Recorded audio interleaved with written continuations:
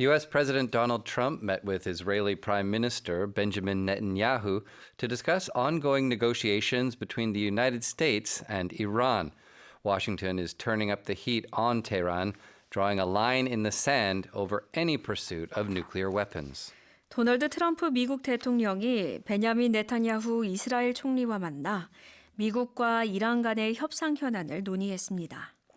미국은 이란의 핵무기 개발 시도에 대해 절대 용납하지 않겠다는 입장을 보이며 압박 수위를 높이고 있습니다.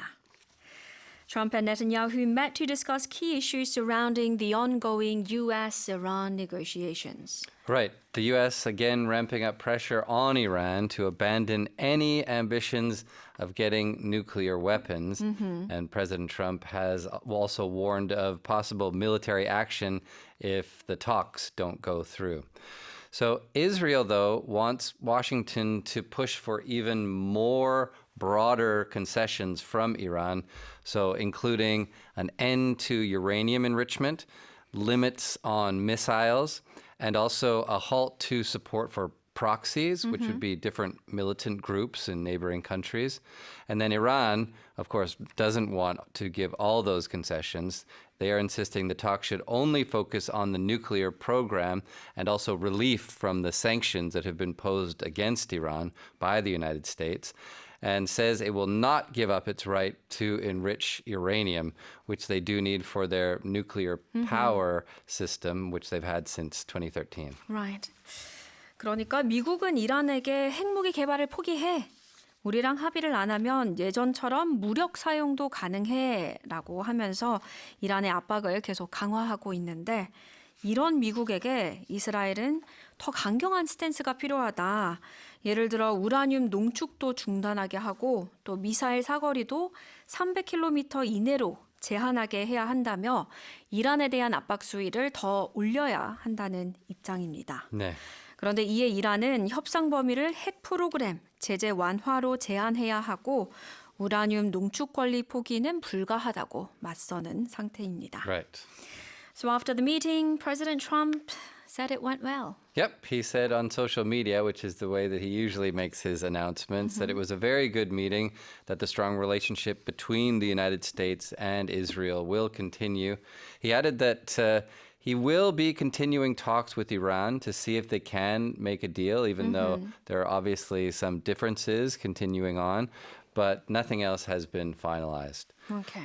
So what he says, it basically suggests that the United States does plan to keep on engaging with Iran for now, but that military option is kind of lurking in the background. Right. He even threatened them, saying, oh, last time you guys didn't negotiate with us, remember that? Well, it could happen again this time as well. Yeah, but analysts say that it could be very difficult to reach a deal if Trump adds Israel's demands into the negotiations. Exactly.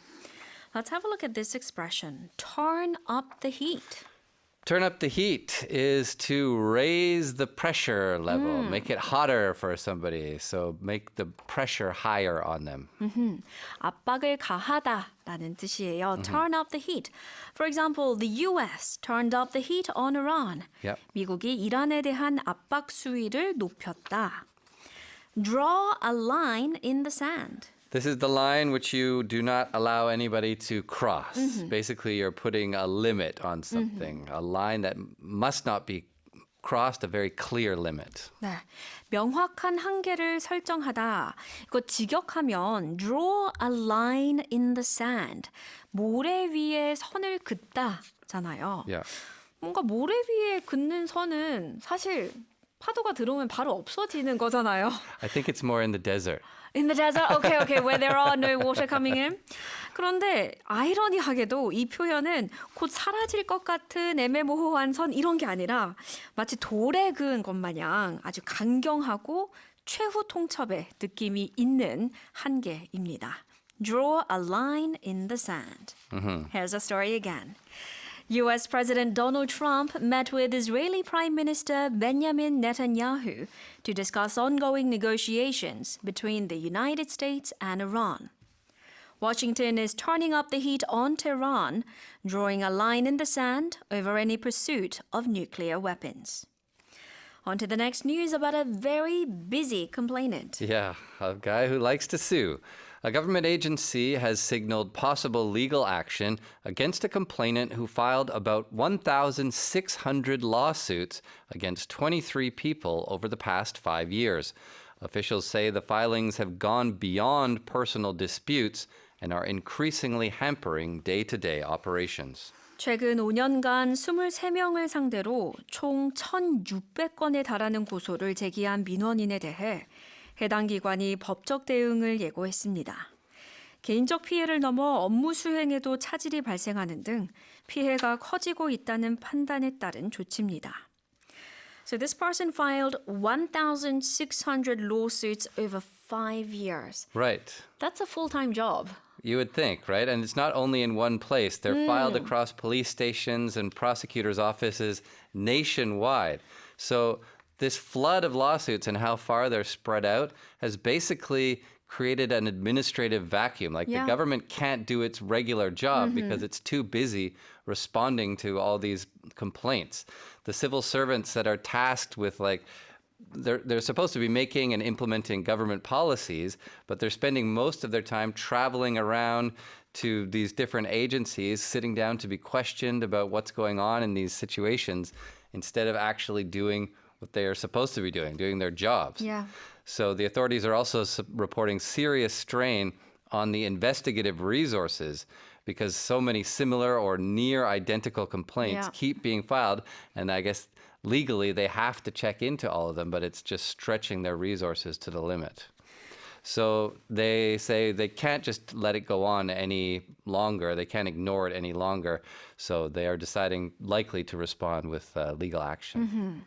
이 1,600건의 무차별 고소장을 한 곳에 보낸 게 아니라 전국 각지의 경찰서와 검찰청에 분산 접수를 한 거예요. Right. 그래서 공무원들이 전국 수사기관 조사에 매달리면서 일상적인 업무에 차질이 생기는 상황이 5년간 지속돼 온 겁니다. And it's very unusual for a government agency to file a lawsuit against a single person, a private individual. And Yeah. this is a reflection of how serious the Right. situation has become. It is very strange, but they say it's unavoidable in this Yeah. case because the administrative system itself is threatened, that government can't do their job.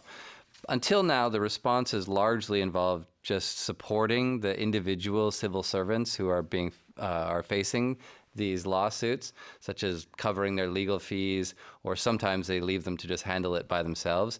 But now the ministry is going to step in directly because it's gotten so out of hand. So both inside and outside government, many see the ministry's this hardline approach to this case as a benchmark or maybe Precedent. precedent, a policy for how they're going to be dealing with such complaints in the future. I think if they do go ahead with a very strong hardline stance, Yeah. then other ministries, the civil servants working for other ministries, they are going to welcome that. Yeah, absolutely, because then they can, have some way to defend themselves against these somewhat ridiculous lawsuits in some cases. They say especially one of the big reasons that they are considering the legal action is because the complainant said he would drop all the lawsuits if they just give him what he wants, which is Yes. some patents on Yes. some medical procedures. And so they basically see that as a threat. And they're like, we're not going to be threatened. Right. Yeah. We will not negotiate with a terrorist. Yeah. Okay, so let's have a look at this expression, personal disputes. Right. Just disagreements, conflicts, clashing claims between individuals. 개인적 분쟁, Yep. 사적인 다툼입니다.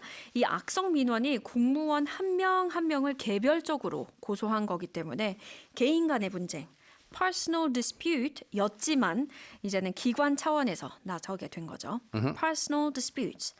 And hamper day-to-day operations. Right. So hamper means to get in the way of something, to hinder it or to obstruct it. Day-to-day operations are just the regular routine that you do every day. So it means you're slowing down, you're making it very difficult to do your daily work. Day-to-day operations, 일상적인 업무를 hamper, 방해하다. 그러니까 스톱은 완전히 멈추게 하는 것인 반면 hamper는 원활하게 하지 않게 만드는 거예요. Same as you gave some other words. hinder, interfere, slow down, disrupt랑 다 같은 뜻입니다. Obstruct. obstruct, There's lots of hamper, ways. ways to say the same thing, yeah. Hamper day-to-day operations. Okay, here's the article again. A government agency has signaled possible legal action against a complainant who filed about 1,600 lawsuits against 23 people over the past 5 years. Officials say the filings have gone beyond personal disputes and are increasingly hampering day-to-day operations.